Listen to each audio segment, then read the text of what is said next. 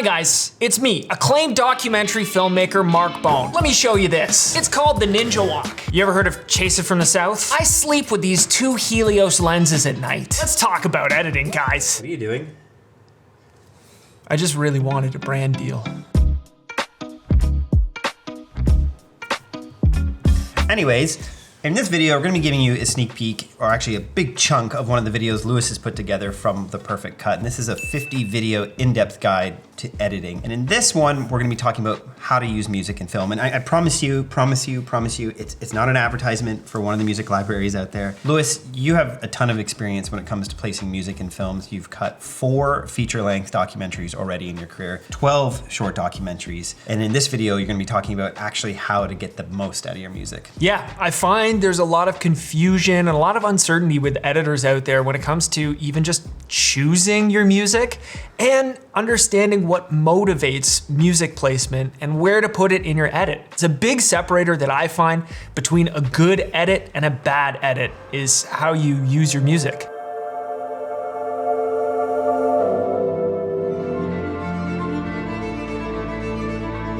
I know when I'm working on edits, it feels like 95% of the time I'm just trying to find the right song. And what I always find and what I always appreciate about working with Lewis is when he brings me the rough cut of the film, the music is almost always what we end up with in the final edit. I love that. You have a whole system, a whole process that you're gonna teach us.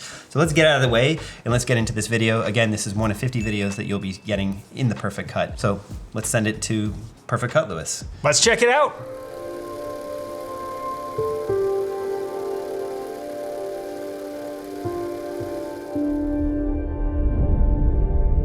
So now that we've done our initial scratch music selection, I think a lot of our long, arduous tasks are probably complete. Going to the proverbial well, which is stock music websites, and taking a long time to hopefully select some good music takes a long time, and it takes the most time when it comes to finding and editing music. So if you're me right now, you hopefully have a collection of songs that you feel good about, that you feel have kind of a cohesive vibe and are going to give you inspiration as you start this part of music placement in your edit. The question is, how do you select what song you're going to use? What should you look for in a song when trying to match it with a scene? And how do you do those initial edits to the music so that it matches up with your scene well? And so right here, I've brought my music into my project. You can see now it's listed as 02_music. So we now have a 02 in the project. And what I like to do personally when I'm downloading a bunch of music is I like to just organize it by dates so that as I'm continuing the edit, as I'm bringing stuff in, I just have a folder on my hard drive that I make on the day that I'm going back to the well. Download a bunch of songs, put in the folder, bring it in my project, and then I have these bins that just have the corresponding date that I did that whole batch download. And so at this point in the edit, let's say I have this full film laid out as a spine and I'm ready to drop music in. What I'll typically do is I'll open up my music bin and I'll just start listening to each song one by one. What I'm doing when I'm just listening back to this whole batch of music is I'm just trying to find stuff that I like. And if I do like it, maybe I can think of a scene that it might be good at. And if I do that, I'll literally just drag it and drop it under that scene where I think it may or may not work. Sometimes even what I'll do is I'll duplicate that. Copy and paste it under another scene. You know, if I'm thinking this song is epic, it's going to be working great in the conclusion, that same song could work in the intro. And so I'll drag it and drop it under the intro as well. The absolute optimal times when I'm selecting music is when I hear something while I'm doing that initial research that moves me and I know exactly what scene it's going to work for, and I just bring it in, put it under that scene, and I'm good to go.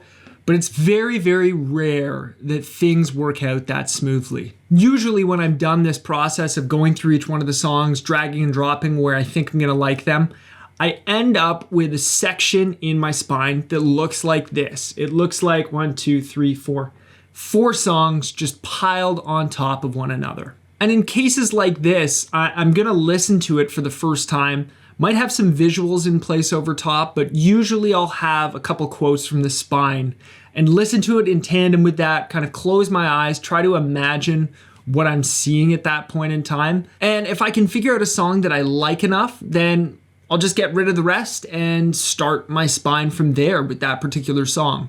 So let's listen back to a little bit of these 4 selections that I've dropped into my timeline. And I'll tell you what I like, what I don't like, what I'm thinking about while I'm listening back to it. You'll notice here in this intro, there's only a handful of lines that I've pulled from Wesley's interview. What I imagine happening in this intro is that it's like the introduction of our Houston race. We're getting a lot of sights and sounds. We're not necessarily getting quotes. I'll probably grab some quotes from the actual telecast of like announcers saying, "Welcome to the Houston Marathon. We're here. We've got all of our top runners in America. Who's gonna win today?" Like that's what I imagine for an intro. So I know that I want something suspenseful, tense. Instantly, you're gonna be kind of gripped by it. I know that's what I'm looking for, but I don't know exactly what those qualities sound like. So what I'm gonna do here to start is just grab all of these clips underneath, right click, and disable them. What I can also do, and you can do this in Resolve as well, any editing software, you can click this S button, which solos that track, and I'll click the S button for my interview tracks as well. So it's just isolating those 2 clips. Doesn't matter if these other songs are enabled or disabled in my timeline. This is also the beauty of separating your actual narrative interview tracks from your music tracks. Keep everything clean and separate so that you can do very simple maneuvers like this. Okay, an intense starting.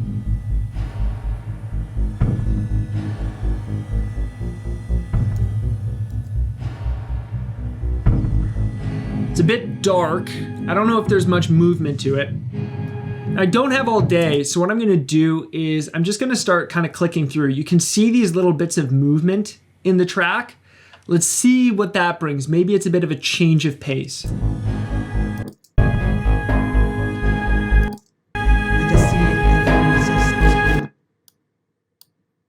I just see everything is just possible, you know. If you run to finish, you will get nothing. But if you run to win, you will get something. Okay, so I could see a moment if we go like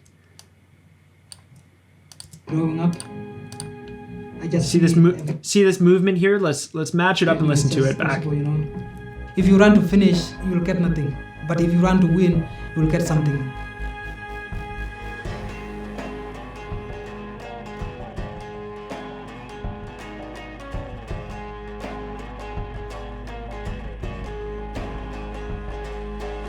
You know what? It is a really cool song, and this would go under my weird category.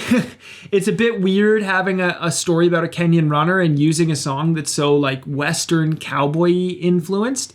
Not saying no to it. Like I could see a world where this works really well, and it's a weird inclusion. You do always have that carryover of like he lives in Arizona, so there is that Western American element to it. And in Houston, Texas, I'm kind of talking myself into this. I think that that's cool, but let's listen to the next one.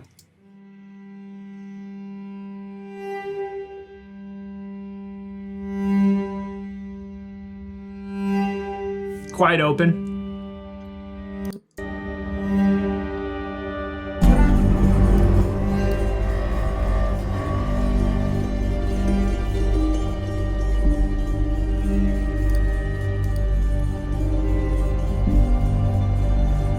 Let's hear it with the quotes. I have a belief I can win because of the perseverance I went through when I was growing up. I just see everything is just possible, you know. If you run to finish, you will get nothing. But if you run to win, you will get something.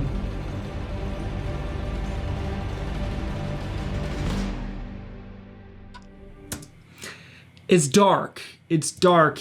And it doesn't build into any melody, which is fine if you have a dark story. Our story is not dark at all. It's pretty uplifting. You're seeing some guy's strength. I don't think this is the tone that I want to start the film with. It might be usable, that kind of sentiment, later on in the film where he's talking about something sad or dark or tough, but this isn't really the vibe that we want to start off on. Let's just remove that from the options.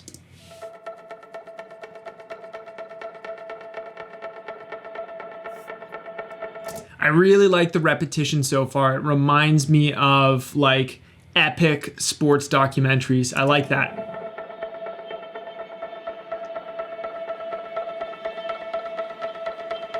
I like this bit of movement as well. It's really nice.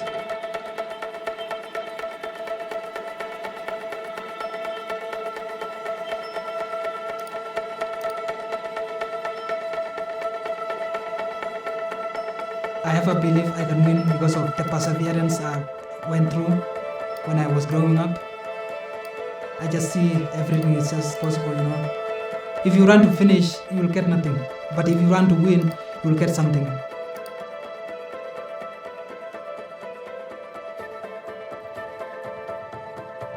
I like all the elements building. You feel like you're learning more of the story.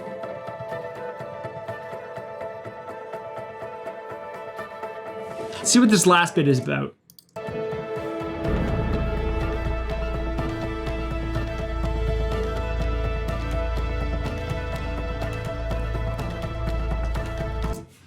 In summary, I like it. We've got a lot of different movements. You have that suspense from the start, the tension. I love the repetition. We can have a lot of fun with that. There's a lot of qualities I love about this song, actually.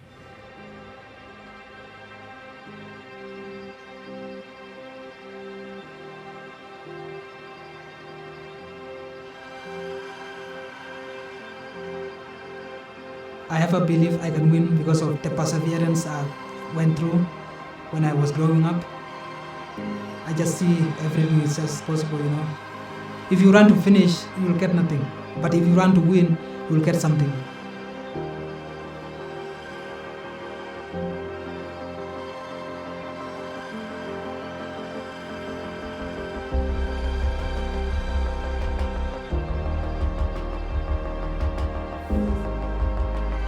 I really like this song. There's a nice build to it. It's not overpowering anything. It has nice movement to it. There is something like subtly joyful about it. It could almost be a concluding song that it feels so joyful.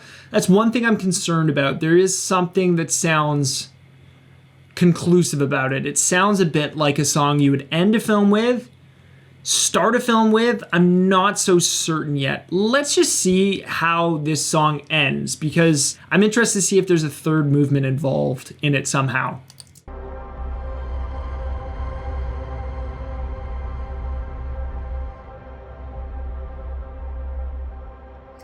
Yeah, it just kind of fades out. Because we're going through time a lot, Houston is at one point in time, and then we're going back in time to Flagstaff. We're going here, there.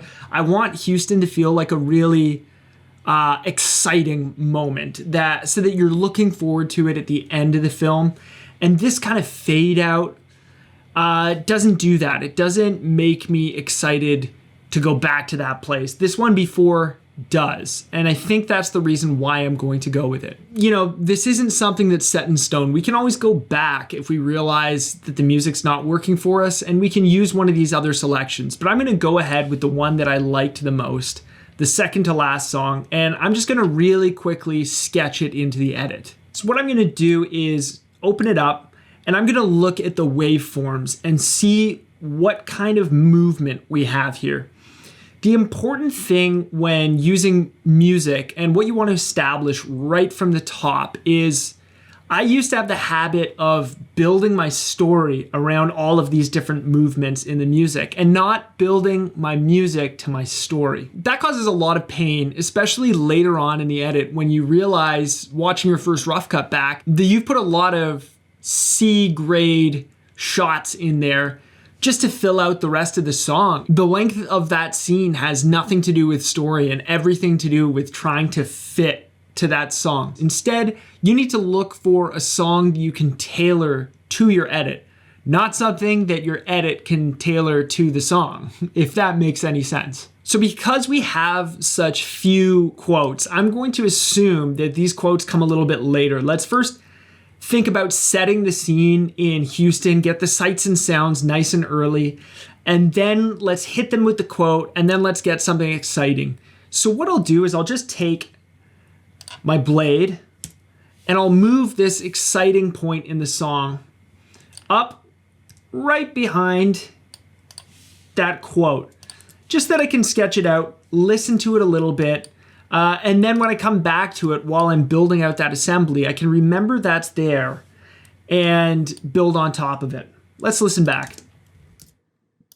I just see everything is just possible, you know. If you run to finish, you will get nothing. But if you run to win, you will get something.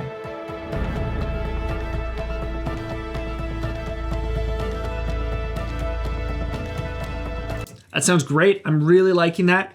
What I'm going to do, just to remind myself of this one point where the music really picks up. So let's look for that on the waveform. And let's press M on our keyboard. And what that's going to do is it's going to drop a marker. I like on any really like loud moments, big movements in a song, to just leave a marker to remind myself for later that I want to build around that a little bit. And I'm also going to see this end part. Let's listen back to this.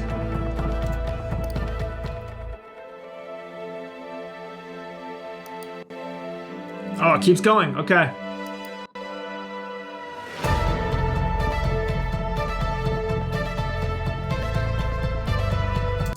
So I don't think that I want any of this later bit. That's a bit too overpowering. It's a bit too epic. And that's one thing that you want to always think about. Just like how contrast creates focus, you don't want every one of your song choices to be epic. Save that epic song choice for the climax or the most exciting moment. This is just the intro. It's exciting, sure, but it's not the most exciting moment of the film. We still have to finish the race later on, and I'm going to mentally save the best song for there, the most climactic, epic song choice for that. So we have our very first movement, which we do like here. These two later movements go a little bit too loud, a bit too big. Let's listen to the very end of the song.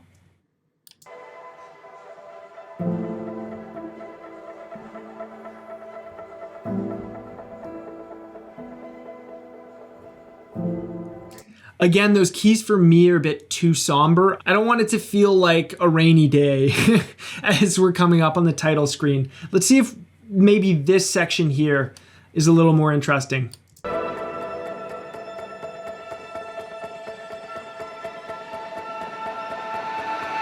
So there's this little section of keys here that I think we can somehow build into and repeat, and we can put the title, get the title to flash up while we repeat those. We could even use this little bit of build for something, but I'm gonna hold off on that for now. So I'm just gonna select my in and out and just bring it in wherever. And then let's figure out where to place that.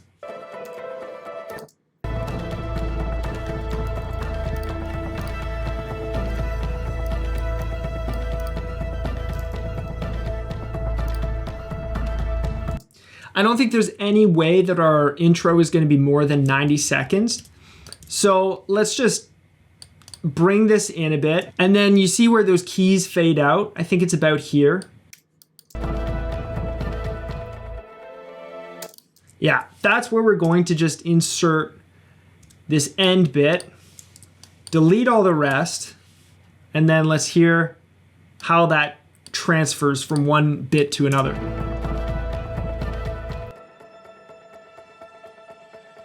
Okay, and then let's just duplicate this.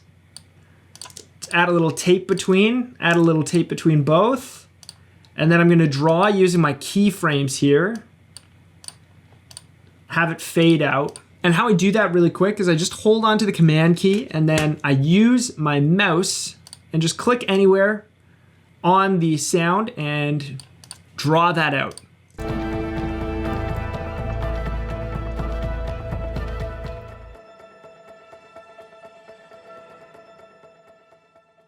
Cool. And that's all we need to build our base, to really sketch it out. I know that I have some ideas brewing here. All that I need to do is leave myself reminders for later. That looks great for now.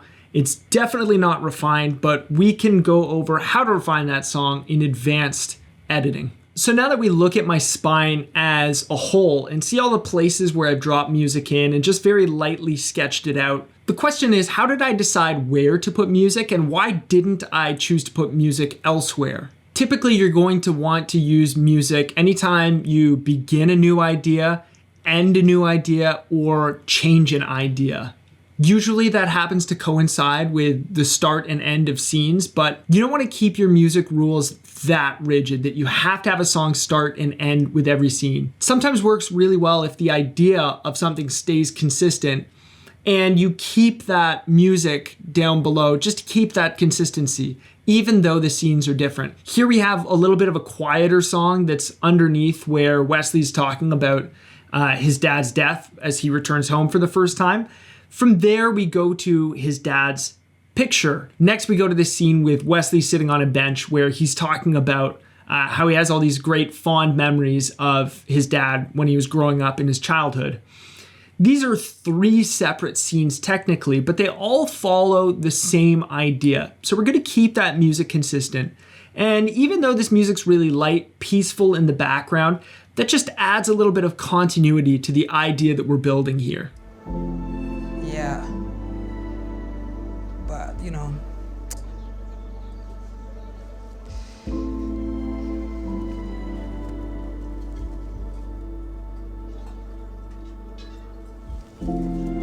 that's my dad.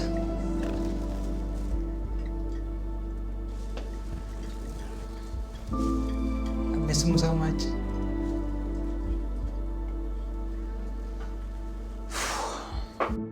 We used to sit over here and yeah, I wish my dad could have been like sitting here with me today and see all those things we're doing today.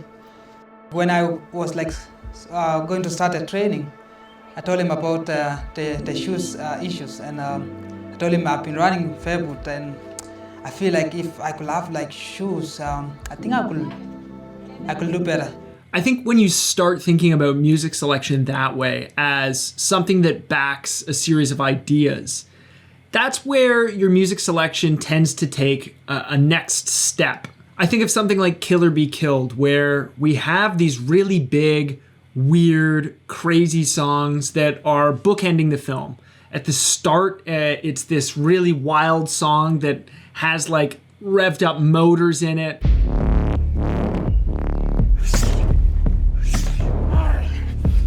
And at the end, it's this cool kind of beat with all these really weird, funky samples that I've never really heard before that's just a lot of fun to edit with. If I'm gonna build muscle, it's gonna be for a more important reason.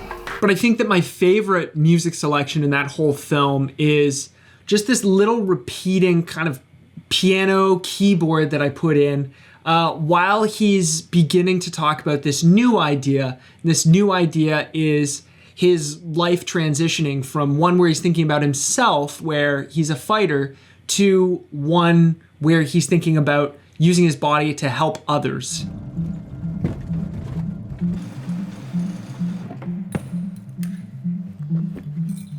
My whole year at the fire department is volunteer.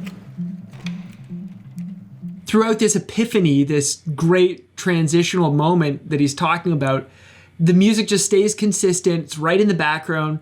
A lot of people wouldn't have really realized it, but it's just contemplative enough that it makes what Joel's saying sound that much more powerful, that much more thoughtful. And at that point, visually, we're revolving through all of these different scenes, these different settings. But that keyboard in the background makes everything seem a little bit more consistent. Especially when I've dedicated so much time to myself, it's great to be out there doing stuff for others. And then I think with my final point here, and this is usually my final point on all of these early stages, is don't be afraid to experiment. Try something weird with the music. Go really out there. Don't be afraid to swing for the fences. That's why we do all of these assembly edits, rough cuts. It can always be changed. But on the note of Kill or Be Killed, I remember editing that first rough cut, and I really swung for the fences on that first song. That first song was super weird. It influenced all of these different decisions with my editing that I typically don't do. I'm not just inspired on a whim to do.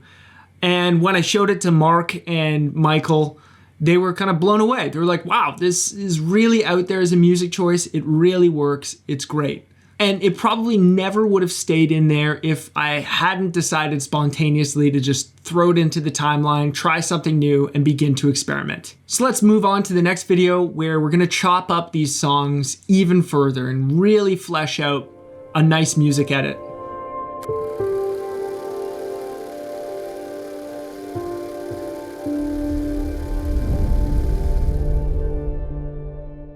There you go. That was an in-depth guide. That is, as we mentioned, one of 50 videos. You're getting over 12 hours of content, getting the complete journey of how to ingest your film, how to cut your rough cuts and create your timelines, how to organize it, how to export it, how to get the best out of your footage in the Perfect Cut. We're adding new content all the time to the Art of Documentary library, not just the Perfect Cut, but all of our courses that we have there. And we're opening the doors again very soon for the Art of Documentary, so don't miss that out. And don't miss out our FX6 giveaway. More information on that below. But thank you, Lewis. Any parting thoughts on, oh, a left hand shake. This is different. There we go, the right hand. this is securing the deal. We know how to use music, but we're very confused about our personal formalities. Stop it. Get some help. So there you go, guys. Check out the Perfect Cut. Thank you, Lewis, for always coming by the office. Of course. And providing your expertise. And we got to get going. We have 2 feature films that we're working on right now again. I just gave you a hard drive with 5 terabytes of footage I shot over the last few days, so we're gonna jump into It'd be tough to edit if I can't come out of this vice grip. There you go. I'm not letting go.